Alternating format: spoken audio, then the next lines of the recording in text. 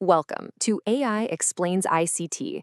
Today, we are diving into the core content for month 12, episode 2. And you know what? This is it, our final month together.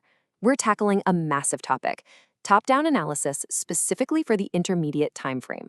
So seriously, you're going to want to grab a notepad and pen because we are about to build a complete systematic process from the ground up. Let's get into it. So here's our game plan for this video. We've got 6 sections lined up. We'll start by setting the stage, then I'll introduce you to a really powerful weekly analysis framework. From there, we'll just walk through every single component, step by step, starting from the big picture market environment all the way down to framing a specific trade. So what we're really digging into here is ICT's personal, systematic approach for taking everything you've learned from your monthly analysis and applying it to the weekly chart. The whole idea is to build a process you can repeat over and over again. The more you do this, I promise, the faster you'll get and the more confident your analysis will become. This isn't about finding tricks, it's about building a clear, streamlined model that you can truly rely on. Okay, so this entire process, it really just boils down to 4 core objectives. First, we need to figure out the weekly perspective's impact on whatever asset we're looking at. Second, we have to identify a clear directional bias. Third, we're going to classify our PD arrays to find those key levels. And finally, we'll wrap it all up by completing a full institutional analysis, all from that weekly time frame. And that brings us to the absolute heart of this model. We're talking about a 9-step framework that forms the core of ICT's weekly top-down analysis. This right here is the roadmap we're going to follow for the rest of this video.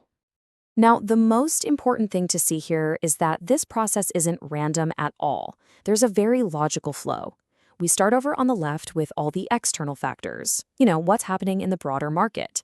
Then we move to that middle column to analyze the internal mechanics of the chart itself. And finally, we bring everything together on the right to define a high-probability weekly bias.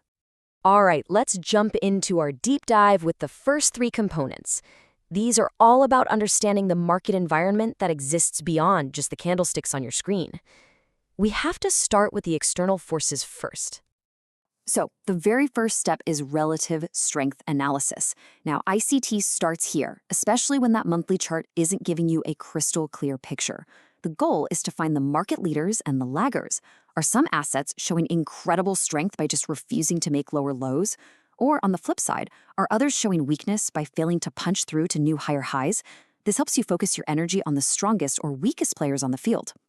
Next up, we look at the Commitment of Traders report, or what we call the COT report. This gives us a little peek behind the curtain to see what the biggest players are actually doing.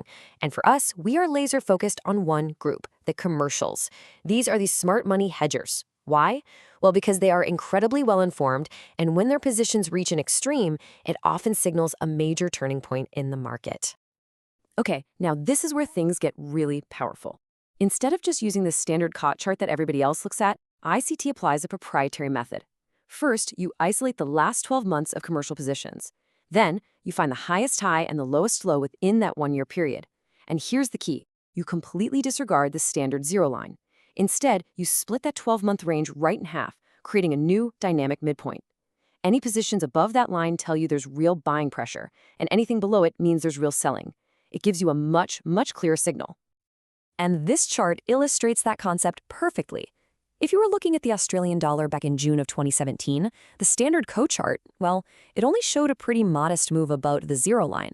But by applying ICT's hedging program, you can suddenly see this massive accumulation of long positions by the commercials happening right at the market low. And what's more, this lined up perfectly with the seasonal tendency for the Aussie dollar to bottom out in June.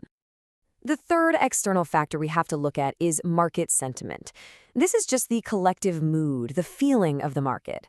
And our goal here is really simple. We want our opinion to be completely opposite to the retail crowd and perfectly aligned with what the smart money is doing. So how do we actually gauge this? We start with the headlines.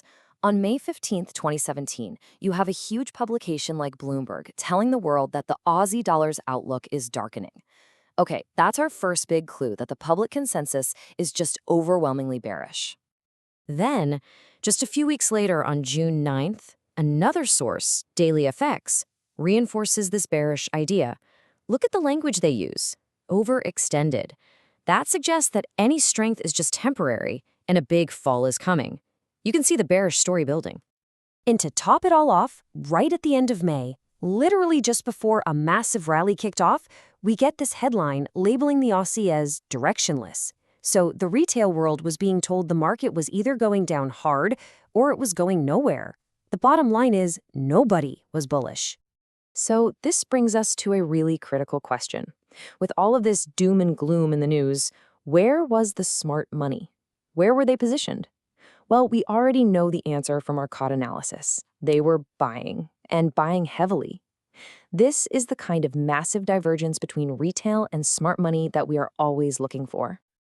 Now, we can go even further than headlines. We can actually use a technical tool to confirm this sentiment. But let me be perfectly clear, this is not about using an indicator for buy or sell signals. We're using it strictly as a sentiment gauge. That's it. For this, ICT uses the Williams %R indicator. When this indicator hits an extreme oversold reading, like it did right here, it's basically suggesting that the public is overwhelmingly bearish and just mashing the sell button. For a contrarian analyst like us, that is an incredibly bullish signal. It's the technical proof of what the headlines were already telling us.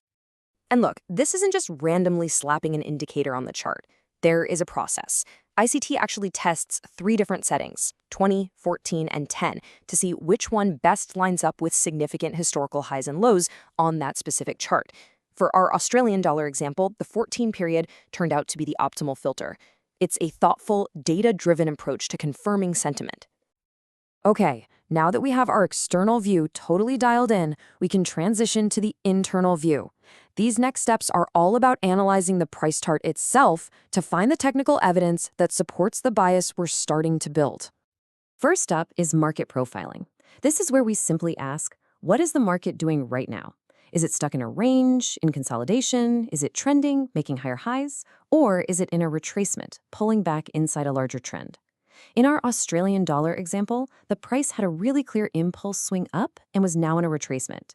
That profile tells us exactly what to look for next, signs that a new expansion to the upside is about to begin. Next, we use intermarket analysis. We never look at an asset in a vacuum. You always need confirmation from correlated markets. Since the Aussie dollar is priced against the US dollar, a bullish idea on AUD/USD absolutely needs to be confirmed by weakness in the US dollar index, or the DXY. And at that time, the DXY was indeed very weak, which gave us strong confirmation for our long bias. The 6th step is to identify institutional order flow. You can think of this as finding the footprints of smart money right there on the chart. In a bullish market, we're specifically looking for down closed candles to act as support. Why? Because institutions use those little pullbacks to accumulate their massive positions. When price comes back to these levels and respects them, it's a super clear sign of institutional sponsorship for higher prices. And if you look at the weekly chart of the Aussie dollar, you can see this playing out perfectly. Just notice how price retraces to these previous down-closed candles and finds support again and again before rallying higher. That's not a coincidence. That is institutional order flow in action, and it gave us clear support for our bullish bias. We've made it to the final section. This is where we bring everything together. We're going to take our external analysis, our internal analysis, and synthesize it all in these last 3 steps to frame a specific high-probability trade idea.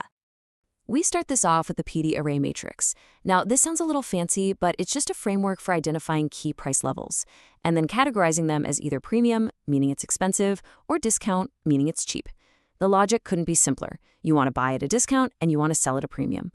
Identifying these arrays is absolutely crucial for finding those high-probability entry zones. And here's the crucial part. The retracement in our Aussie dollar example didn't just stop anywhere. It traded down precisely into a key discount array that we identified all the way from the monthly chart, a bullish order block. This just confirms the power and validity of these higher timeframe levels. And this right here, this is the aha moment. This is the power of confluence. Just look at this stack of evidence. We had a bullish seasonal tendency. The Coty report showed us commercials were heavily long. Retail market sentiment was completely bearish, a massive contrarian signal. Our technical sentiment, using Williams %R, was at an extreme oversold reading. The dollar index was weak, confirming our idea. And finally, price perfectly respected a monthly bullish order block. Every single piece of our analysis pointed to one powerful conclusion. This was a high-probability long trade on the Australian dollar. It is so important to understand that this entire sequence we just went through, it isn't a one-off analysis of something that happened in the past. This is a repeatable, systematic model that you can apply week after week to perform your own institutional-grade analysis on any market you choose. You know, this quote from ICT just perfectly sums up the whole philosophy. It's about using the right tools for the right job. You don't apply every single concept to every time frame. By following this streamlined, modular approach, you avoid all the confusion and you can build a clear, logical story for what the market is most likely to do next. And that's a wrap. Thank you so much for watching. If you found this breakdown valuable, please hit that like button to show your support, and of course, subscribe to the channel for more content just like this. If you have any questions at all, drop them in the comments below and a human will get back to you. Until next time, safe trading.